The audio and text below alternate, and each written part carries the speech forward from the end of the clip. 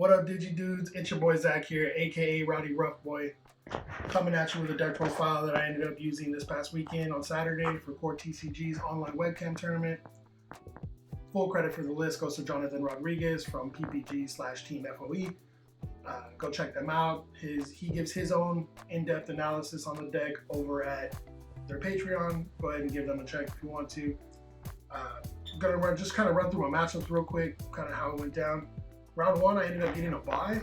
They had this kind of whole debacle in the beginning of the tournament where like 8 different people didn't get into the event, even though they had already registered and all that.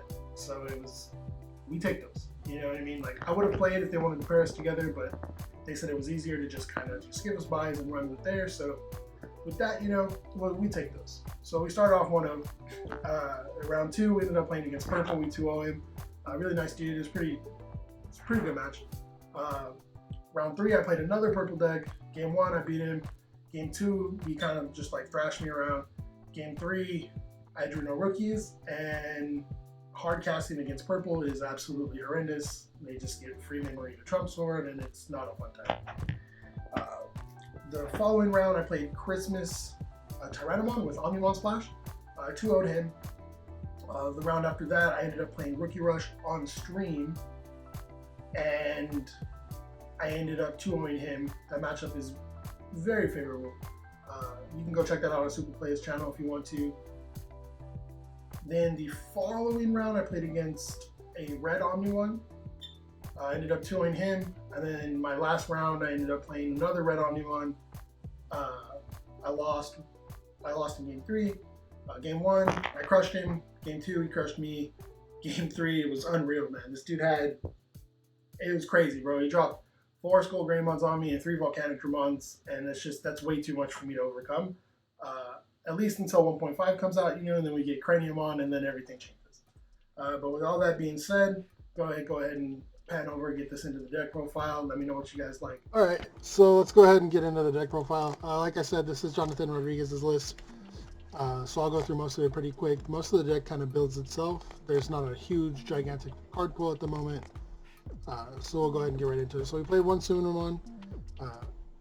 The plus power comes up every now and then, especially when you have like this, and like with a Guardramon and a second Guardramon, it can be pretty overwhelming at times. So this is pretty good.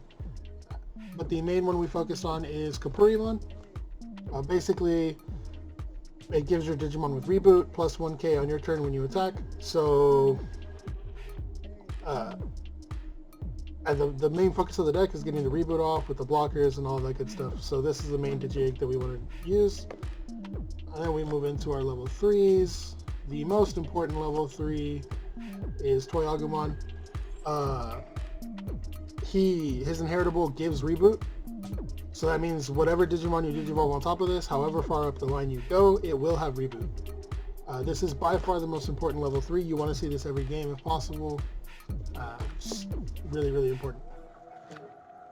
And we play kind of like a standard, the level 2 version, or the 2-drop level 3, just for memory efficiency. So we play 4 Hagurumon, 4 Gotsumon, which is one of the smaller blockers of the deck. Fun fact, this paired with the Tamer becomes 4k on their turn, so this can block almost every rookie in the game. And then when he attacks, you lose 2 memory, just like a normal blocker. Card's really good. This the homie right here. We want some games with him. Right now we have 1 Caramon. We're playing 13 in the list. I think this should be bumped up to 2. You don't draw a lot of cards in this deck. You don't have a lot of hand advantage compared to something like Blue Omnimon, for example. Where they have like 13, 14 cards in hand. You really only have like 7, maybe, sometimes 8. So the draw one when you have an extra Digimon, when you play the same Digimon, is really important. It pairs really well with Numemon. Works with the whole Guardramon thing. Playing Greymons, like it's really good. I kind of want to play 2, possibly even a 3rd. We'll see how that goes in the future. So for the champions, we play 4 Greymon, which is probably the most important champion, if I'm being honest.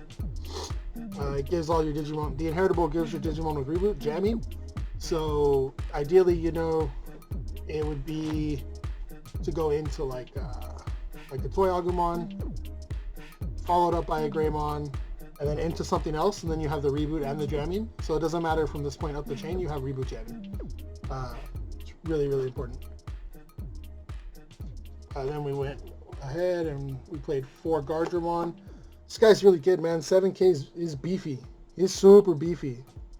5 energy, 5 memory isn't even that steep of a cost, to be honest.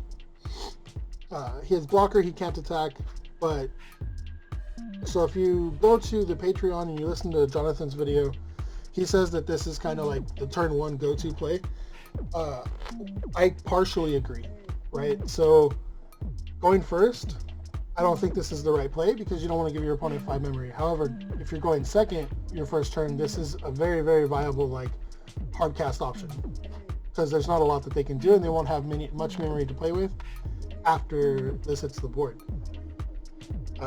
Cool thing is you can have this up and your opponent, it kind of lulls your opponent into a false sense of security where they don't attack you and they won't put themselves in a position to defend your attacks because Gardramon himself can't attack. But people tend to forget that you can just Digivolve over this and then swing. So that stole me quite a few games today, actually. Gardramon's busted. Then we play 4 Numamon. Just the level 3, the level 4 3-drop for hard casting. It's the cheapest one to hard cast. It's also the cheapest one to Digivolve. So he's here for like the consistency, or when they blow up your Digimon, you have to go back up a chain really quick. He's really important. That's it for the level 4s. We only play 12. So 13 3s, 12 4s. Then we move on to the 5s. We're only playing 8. So we play 4 Andromon. Basically, it's a blocker with no downside. Most blockers, when you attack, you have the -2 memory, but the bigger ones, like him, Cherrymon in green, Machinemon, things like that, they attack and you lose the memory.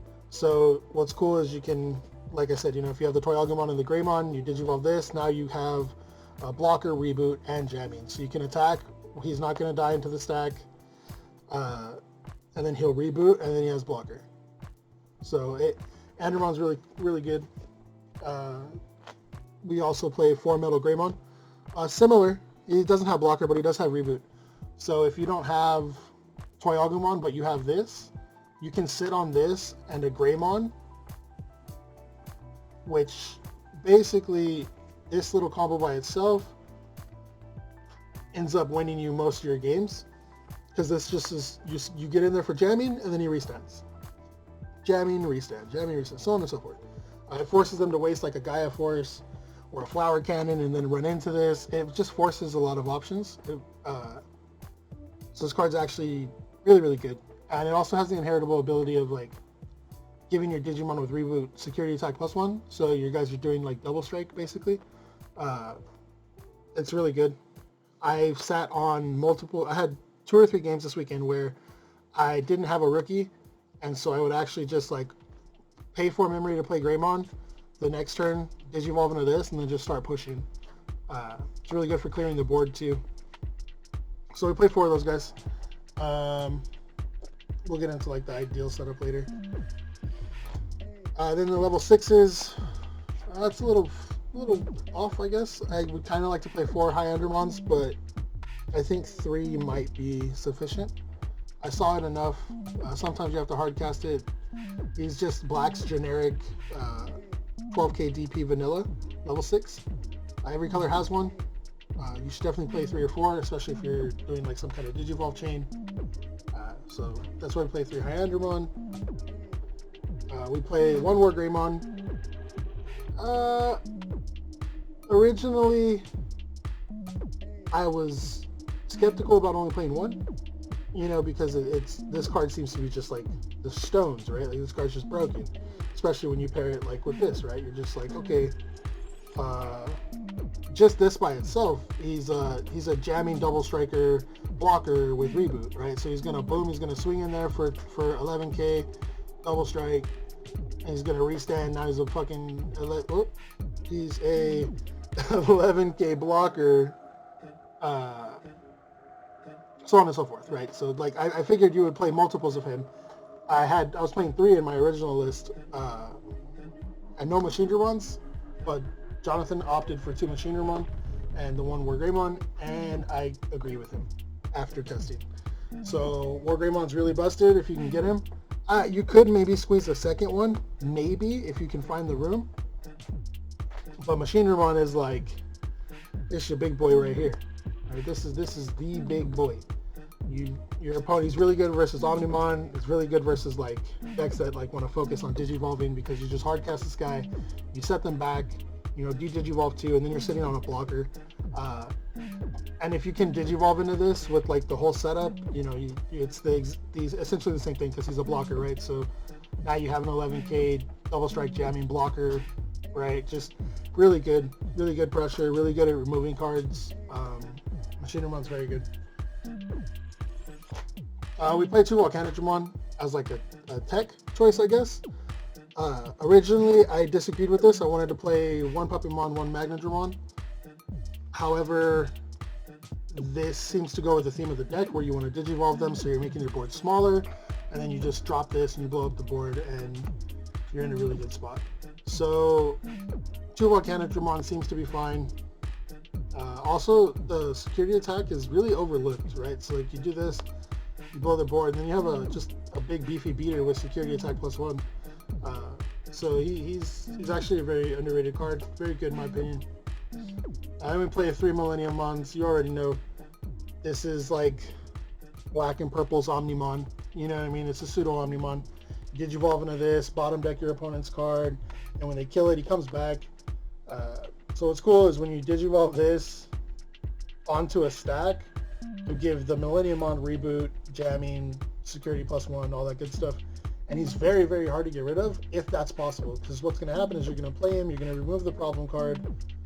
Because it bottom decks it, you don't get the triggers of everything else. So Millennium Mon versus Millennium Mon, whoever Millennium Mon second usually wins that matchup.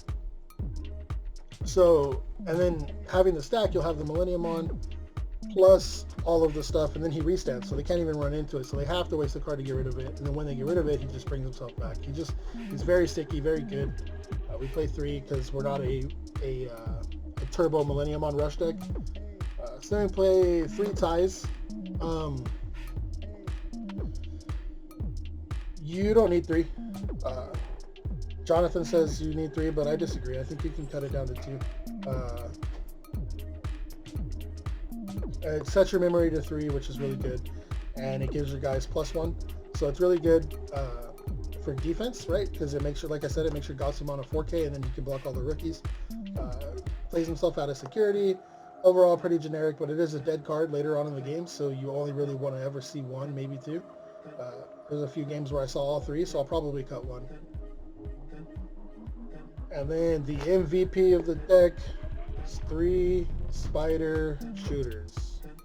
This card is bonkers, man.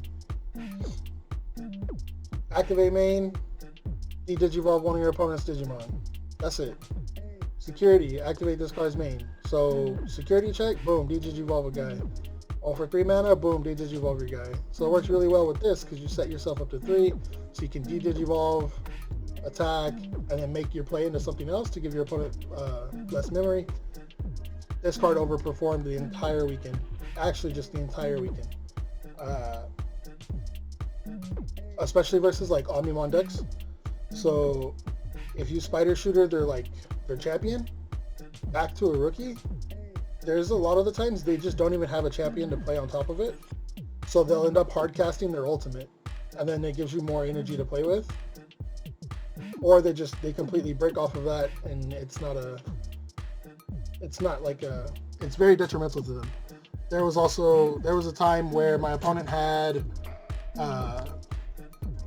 he had an Omnimon on top of he had Digivolved Omnimon to get rid of my board on top of a Volcanodramon that he hard casted to clear part of my board earlier. So I Spider Shooted him, and then so I Spider Shooted the Omnimon, so it trashes the Omnimon, and he was left with Volcanodramon. My Hyandermon's bigger, so I was able to push through it. So it's like a pseudo answer to Omnimon, right? On top of Millennium Mon. Spider Shooter's just really good, man. Like, it overperformed. There was a couple times it was dead, but I mean, it's going to happen against matchups that don't Digivolve.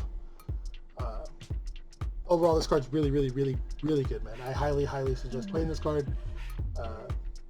Give it a go, you know, see how it works. This card's bonkers, man. Absolutely bonkers. And that wraps it up for the actual deck profile. That's all 50 cards. I would definitely cut a tie for potentially the vanilla 5-drop, the vanilla level 5, or for a second Caramon. Would potentially cut one of these to play a third Caramon, maybe go like 3 Hagurumon, 3 Caramon. I think it's we're gonna try around with it, you know. We'll see how it goes. I'll let you guys know. But thanks for watching. All right, everybody, that was it for the deck profile. Thanks for watching. We really appreciate it. I'll go ahead and give a couple shout outs before I wrap this thing up. I want to shout out Trifinity Customs. They did an amazing job on the mat. You know, they let me customize it with the colors that I wanted, the zones the specific way that I wanted them. They did really awesome work. It's a 2-sided mat, the exact same image on the other side. Very, very, very good work. I highly recommend them. Go check them out. I want to give a special shout out to my team, you know, the Doods. Love them, man. That's my family right there. Couldn't have done it without them. All the testing, especially my boy Tang. I really, really appreciate it. And shout out to the other guys in my testing group real quick. You know, it was last minute. So shout outs to Will, shout outs to Eddie. You know, much love, guys. I really appreciate it. Other than that, make sure you go ahead and like, comment, subscribe on the video. Let us know if you have any other questions. Let us know what you want to see, what you like, what you didn't like. Go ahead and give us everything in the comments below, man. We really appreciate it. Until next time, see you later, DigiDudes.